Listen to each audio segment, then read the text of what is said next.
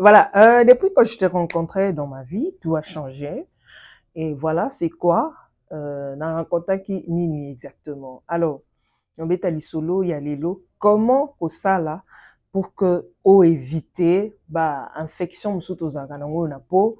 Comment faire pour na to éviter bilo musu ko baby sabiso peau sans que to yeba? Comment faire pour na biso eza toujours propre? C'est très important. Alors, est-ce que moi-même nga moko nde na sala ki na bebisa peau na nga comment? Aujourd'hui, on va découvrir ça ensemble avec vous.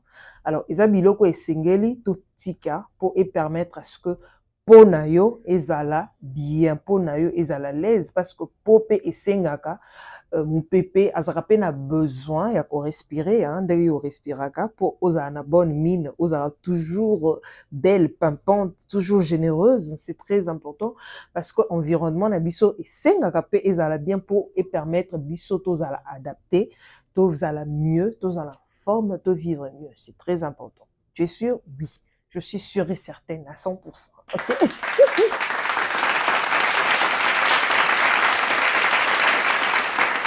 Voilà, bienvenue encore une fois de plus dans Coloris Club 84. C'est toujours un grand plaisir.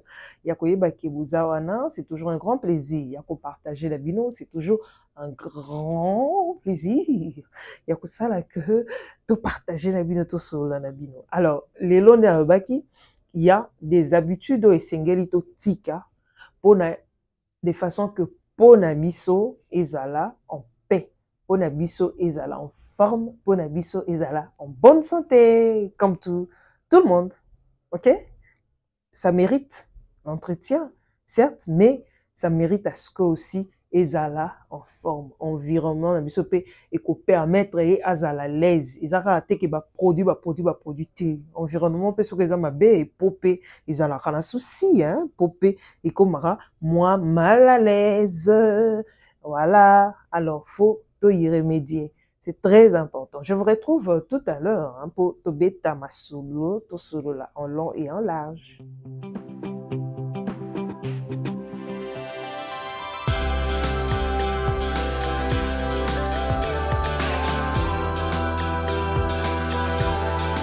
Soki mbali boso oboyambi biso en tout cas, merci et restez avec nous. L'unique message au topé ça que soki au s'abonner na onte, abonne-toi. Soki au liker te, au partager te, au tiers commentaire te, salango. Oh, dans les minutes qui suivent, hein, salango déjà, pour soki te ye, to solo là. OK? Bino pe ba vous en tout cas. Merci pour votre soutien. Et ça va bien. Bah, mité mama bien et puis bozalaka toujours. Mais bon, continuez qui mité mama bien na bino. Bah, au finger, comme d'habitude. On met ton message de na banzembo na bino. OK? Biso to solo là. To zana po na solo là. Ce qui message eza to pesi bino. Ce qui information eza to pesi. Olingi ozui. Mais quand tu viens pour me juger par rapport à ma peau, na yesa bien déjà que pour mon côté ezalaka sincère, pour mon côté ezalaka spécial, pour mon côté ezalaka soki ndenge non. Peau sans imperfection, ça n'existe pas et ça n'existera jamais sauf ce qu'osa bébé. Wanande imperfection ezalaka parce que même à une année, des fois il y a des soucis. Ou comme moi, na sali moi ma palata, sali moi ma kwanza. OK? Juste pour te dire que une peau parfaite n'existe pas. Et ça n'existera jamais. Mais cela ne t'empêche pas d'entretenir ta peau. Oui, j'ai des taches, mais je n'ai pas des taches des tampons. J'ai des taches, la tache monsieur à bas bouton. Oui, j'ai des taches, la tache monsieur à point noir, mais au moins j'arrive à enlever. Ba tâche musupe etikala ngai par rapport à ba makambo ebele on a ebike ekolungwaka te. So bomona maboko na nga vous voyez? Vous voyez mes tâches? OK? Bomona ndenge eza. Donc nga kuna na chance etikala ka na maboko parce que ezaka tina mutu. OK? Voilà. Tout ça c'est à cause de la grossesse. OK? Il y a des tâches qui ne partent pas. Alors ne venez plus jamais sur mon mur pour m'injurier. J'ai une belle peau, une très belle peau. Ça, je vous le rassure. je sais comment entretenir ma peau. Ok? Je ferme la parenthèse comme d'habitude. Tozonge biloko sérieux. Ok? Voilà. La première des choses, quand tu es une femme ou un homme, ba drap na yo, il faut changer. Admettons, ba marié. Ou bien, ba to ba vandaka. Ni balé, balala na mbetu. Ba drap au changeaka. Pourquoi il faut changer ba drap? Toto kaka. Mutoki et kenda ovanda na drap. A mutoki ane vandi na drap. Le lendemain, sokoyo olali souwana. Après-demain, ba batterie et vandaka. Ba batterie, ba microbe et vandaka. C'est facile pour na ebe biso po. Au mona batu mususu, et ça na bango ba démangeaison. Ba mususu oyo ka mukusa na nzoto par rapport à ba drap. Mususu au mona ba bouton, pourquoi par rapport à ba drap? C'est très important de changer ba drap. Et puis il faut lukaka quel type ba drap ou salilaka. Très important. Oui, coton ils aura bien, nylon ils aura bien, ça dépend, mais il faut toujours entretenir, on nettoyer. Au moins, tout au plus 2 jours. Mais ceux qui vous dormez déjà 2 jours, je ne vois pas pourquoi drap n'a fait ça là 2 jours. Ok? Peut-être changer chaque jour, c'est très important. La même chose na ba thé d'oreiller. Ba thé d'oreiller oh là la mutoki nyonso et vandaka na thé d'oreiller na yo. Alors, erozo toka, en contact à tout moment na po na yo, po elingaka salite te. Okoko sala no ba soin na ya ndenge na ndenge, mais omona ka po na yo ezaka bien te. Par rapport à salite nyonso, soko ou bien ba produit net, admettons bato ba tiaka ba produit na po quoi. O balingaka kotela, tout ça là. Etikala nyonso na tête d'oreiller, soko zala na tête d'oreiller. Alors, imagine-toi oyaka première couche. Deuxième, troisième, pendant 2 semaines, nous avons na tête d'oreiller. Comment est-ce que tu ongoza na peau est bien? C'est très difficile. Pour nous, c'est bien parce que microbe, premier jour, microbe ané la kiwana. Deuxième jour, microbe ané la kiwana. Troisième jour, microbe la kiwana. Allez, etikali. C'est pas bien. Troisième chose, ba maman yasuki. Vous avez ba suki net ngabo ba mèche oyo. Ou bien ba tissage, ba plante nde to bengaka. Et dégageaka.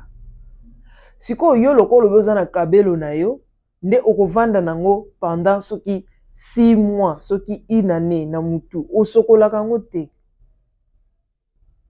Oye pour na tête d'oreiller. Ba salite nyonso ebantaki wana ekiti na tête d'oreiller. Ere ekiti na tête d'oreiller eye pour na elongier alepo na yo pe e baby. Ozala face na ba bouton, à tout moment tu as des boutons au visage. Ba origine à bouton na oye ba pété. Soka otunyo na ebité, mais c'est à cause de ça. Ezate ba produit ça les là non. Ba bouton na wana. Eza par rapport ya ba salite musu ya suki. Osokola suki te salite wana nyos. Eye na elongi. Etikali. Surtout mingi ça rappelle mitie ba microbe wana. Musu ba batterie oye ba te. C'est très important. Il y a qu'à changer. Il faut qu'on change à drap, ou changer, ouvre l'ina yo, ce qui couverture. Il faut avoir l'habitude de changer. Ce couverture couvre l'ina, la couverture on a ya minene na bimi ça quand on a moi. Et zui moi, après yo zui, ozongi si na nini. Ezate ko vandi on anda ku surtout net na elanga boy. Et vandi na elanga bien bato hiver. Au vandi si on anda ko pendant combien de temps et bimarata libanda te pour nous on pepe o non pour ça couverture. Non, il faut changer tout ça là. Ce qu'on change, on te bimi ça on a moi. Mais bandra na ope ozo changer, c'est très important. Quatrième, eza ba chapeau to la takarana. Hein, pour nous couvrir nos têtes, nos grosses têtes hein, ato ba mèche na ba plante.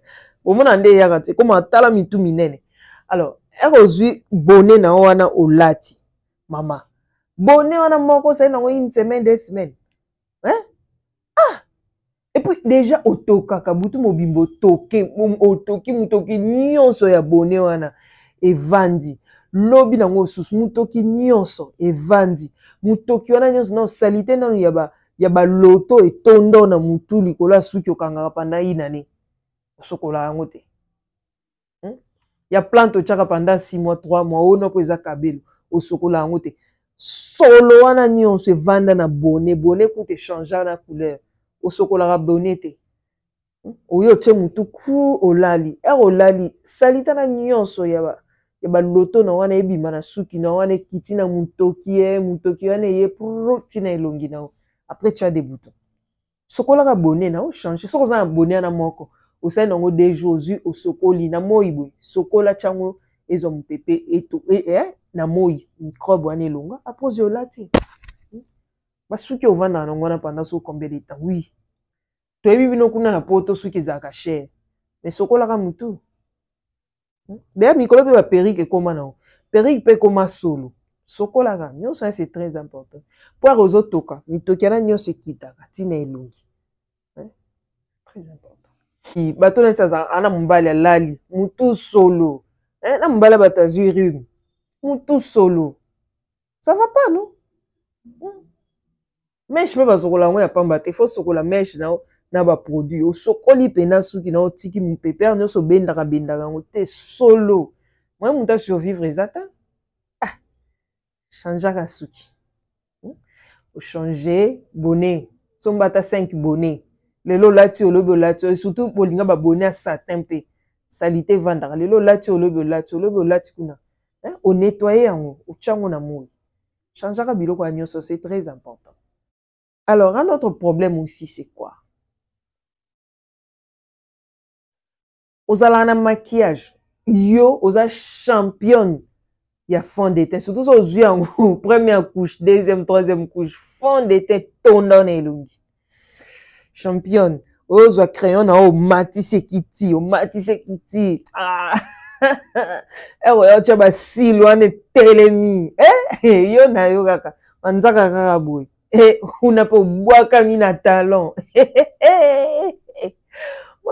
mama mona ozonga na ndako c'est démaquillé ok oluki démaquillant nalakisa bino badémaquille eza ebele ya baume ezali ya huile ezali ya midele na midele omicelere ezali ose démaquillé olongoli nyonso wana après nde oke konettoyer faut se démaquillaka bomoni baproduit mosusu basalelaka na bafond de teint mosusu ebebisaka mpe mutu po oza na mwa moke mokomi na elongi ya mikolo po ani bafond de teint mpe ebebisaka mutu po il faut avoir l'habitude ya kose démaquiller